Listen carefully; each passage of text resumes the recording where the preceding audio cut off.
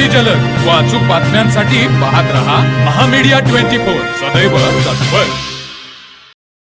कागल तालुक्यातील करिंजिवणे येथील स्मशानभूमीची अत्यंत दयनीय अवस्था झाली असून प्रशासनाच्या अक्षम्य दुर्लक्षामुळे मृत व्यक्तीला अखेरचा निरोप देतानाही ग्रामस्थांना मोठा मनस्ताप सहन करावा लागत आहे।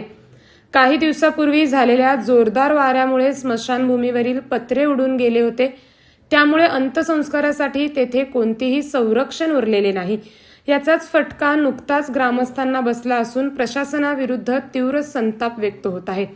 मिळालेल्या माहितीनुसार करिंजिवणे गावातील एका महिलेचा निधन झाल्यानंतर तिच्या अंत्यसंस्कारासाठी मृतदेह स्मशानभूमीत नेण्यात आला। मात्र त्याच वेळी जोरदार पाऊस सुरू झाल्याने छप्पर नसलेल्या स्मशानभूमीत अंत्यसंस्कार करण्यात मोठ्या अडचणी निर्माण झाल्या।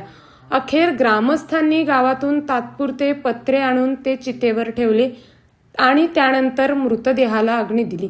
स्मशानभूमीवरील पत्रे उडून गेल्यानंतरही प्रशासनाने त्याची साधी दुरुस्ती न केल्याने पावसाळ्यात अंत्यसंस्कार करताना प्रत्येक वेळी नागरिकांना या त्रासाला सामोरे जावे लागत आहे। मृत व्यक्तीला अखेरचा निरोप देतानाही अशा गंभीर गैरसोयीचा सामना करावा लागत असल्याने करिंजिवणे परिसरातील नागरिकांनी प्रशासनाच्या ढिसाळ कारभाराचा तीव्र निषेध केला आहे।